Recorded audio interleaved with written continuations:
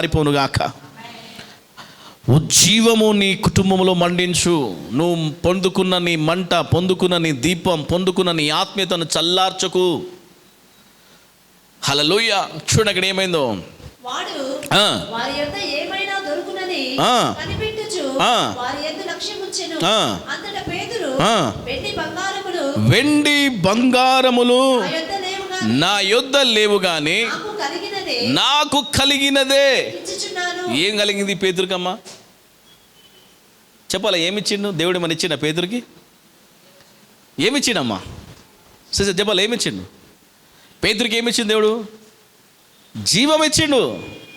నేను జీవాన్ని పొందుకున్నా, నేను పరిశుద్ధాత్మను పొందుకున్నా, నాకంటూ ఒక యేసునామం వచ్చింది, నాకంటూ ఒక వ్యక్తి మరణము చెంది లేచిన అభిషేకం నాకు ఇచ్చినాడు. కనుక నా దగ్గర బంగారం వెండి నాణేలు లేవు, కానీ నా దగ్గర ఒకటి ఉన్నది, నా దగ్గర ఒకటి ఉన్నది. అదే జీవము, అదే జీవము. ఆ జీవము పేరే యేసు నామము. గడ్డెచ్చమేంపరచాలా? ఏమైంది చూడండి అక్కడ, చదవమ్మా. నజరేయుడైన యేసుక్రీస్తు నామమున నడుమని చెప్పి వాని కుడి చెయ్యి పట్టుకొని లేవనెత్తెను. వెంటనే వాని పాదములు చీర మండలమును. ఆమేన్. గడజమేం పర్సాం. హల్లెలూయా. అక్కడ ఏజ్కేల్ ఎండిపోయిన ఎముకలకు ప్రార్థన చేయంగా, ప్రవచించంగా ఎముకలలో జీవము కలిగినది. ఆ జీవము ఈరోజు నీకు నాకు ప్రాప్తించింది. జీవము పొందుకొని మనం జీవం లేకుండా ఉండడం మన తప్పు. జీవము ఉండి మనం అప్పుల్లో ఉండడం మన తప్పు. జీవము ఉండి మనము నిరుత్సాహపడడం మన తప్పు. జీవము ఉండి అన్నిట్లలో ఓడిపోవడం నీ తప్పు. నీ మైండ్ సెట్ని ఈరోజు సరి చేసుకో. ఇకనైనా నువ్వు మానుకో. నీ ఆలోచనలు, నీ నిర్ణయాలను, నీ తలంపులను మార్చుకొని సజీవమైన దేవుని చెయ్యి పట్టుకో. పేతురు దగ్గర అంటుండు, వెండి బంగారు నా దగ్గర లేవు కానీ నా దగ్గర ఉన్న నిత్య జీవం యేసు నామమున లేవనగానే ఆయన చెయ్యి పట్టుకొని ఆ ఎముకలలో శక్తి లేచి నిలిచి నడిచి పరిగెడుతున్నాడంట. హల్లెలూయా. ఎన్ని అద్భుతాలు ఈరోజు దేవుడు చేస్తున్నాడు. హల్లెలూయా, హల్లెలూయా, హల్లెలూయా. ఈరోజు నువ్వు ఎండిపోయిన ఎముకలా ఉంటావా, జీవంలా ఉంటావా? మీదే నిర్ణయం.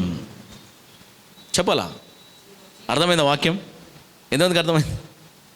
ఎంతమందికి అర్థమైంది? ఎక్కడుంది ఇప్పుడు? ఎక్కడుంది నీ నోటిలో? ఏమున్నది? మీ ఇంటికి ఈ తొట్టి తీసుకొని వచ్చేయండి. చెట్టుకి ఈ తొట్టి ఇస్తున్నాయి రోజు, తీసుకొని పండి. ఇది దీవెనకరంగా మనకి. ఇది పచ్చగా మారుగా, కానీ వారమంతా పచ్చగానండి, అది పచ్చగా అవుతుంది. ఇది ఎండిపోను అది వారంగానే ఎండిపోతుంది. అది మీరు ఓ చెట్టు పోయి కొనుక్కొని పండి. లేకపోతే నీ నోట్లో ఏమున్నది? ఏమున్నది? జీవం. మీ ఆయన పోతున్నానుకో, ఈయన దీవెనకరంగా మార్చబడును కాక ప్రార్థించి. నీ పిల్లలనుకో దీవెనకరంగా మార్చబడును ప్రార్థన చేయి, దీవిస్తాడు. ప్రార్థన ఎత్తి ప్రార్థన చేయి. నేను ఏ రోగము ఆవరిస్తుందో ప్రార్థన చేయి. కృంగిపోకు, హృదయంలో నొచ్చుకోకు, హృదయంలో కృంగిపోకు. దేవుడు ఏజ్కేల్ ప్రార్థన చేస్తే ఎండిపోయిన ఎముకలో జీవం పోసిన దేవుడు అండి. ఎండిపోయిన ఎముకలాగా నువ్వు ఉండకు సంఘంలో. ఎండిపోయిన ఎముకలాగా నీ కుటుంబంలో ఉండకు. ఎండిపోయిన ఎముకలాగా నీ ఆత్మ జీవం ఉండకు. ఎండిపోయిన ఎముకలాగా నువ్వు ఉండకు.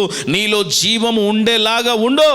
ఎందుకంటే ఆయన ఒక మాట అంటాడు, యోహాను సువార్త లాస్ట్ వచనం 14వ అధ్యాయం 6వ వచనంలో ఒక మాట అంటాడు.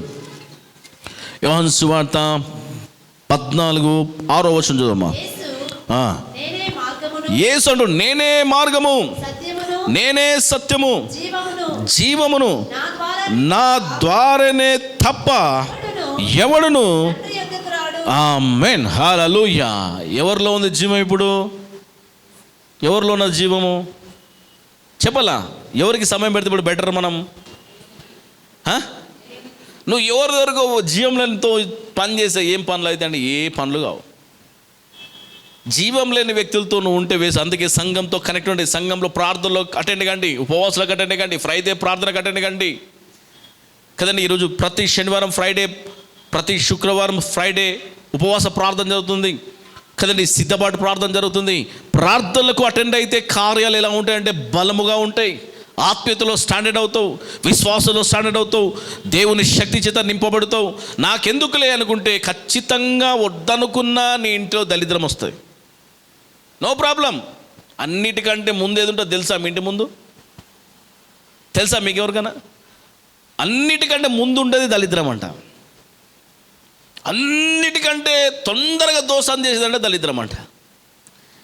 అన్నిటికంటే ముందుగా ఉండేది ఇదే. ఇది రాకుండా నువ్వు ఉండాలంటే ఈరోజు ప్రభు వైపు నువ్వు త్రిప్పబడాలా. ఆమేన్. ఈరోజు నువ్వు ప్రభు వైపు తిప్పబడితే నిశ్చయముగా దేవుడు ఈరోజు నీ కుటుంబంలో అద్భుతమైన కార్యాలు జరిగించబోతుండు. హల్లెలూయా. దేవుడు అంటూ నేనే మార్గం, నేనే సత్యం, నేనే జీవం. ఈ జీవము గల దేవుని వైపు నువ్వు ఉంటే నిశ్చయముగా పరిశుద్ధాత్మ దేవుడు ఈరోజు మన జీవితంలో తన ప్రత్యేకమైన కార్యాలు జరిగించబోతున్నాడు. హల్లెలూయా. హెచ్కేల్ ప్రార్థించడండి, గొప్ప సైన్యము అక్కడ తయారైంది. ఎముకలకు ప్రవచించంగా ఎముకల్లో జీవమున్నది కనుక మనము నమ్ముకున్న దేవుడు జీవము గలవాడు, మనం ఆరాధిస్తున్న దేవుడు సజీవుడు. ఈరోజు జీవం లేని శరీరంగా ఉండకు, జీవం లేని కుటుంబం ఉండకు. జీవము ఉండేలాగా ఈరోజు నువ్వు ఉంటే నీ పట్ల దేవుడు బలమైన కార్యాలు జరిగించబోతున్నాడు. దేవుడి వాక్యం దీవించును.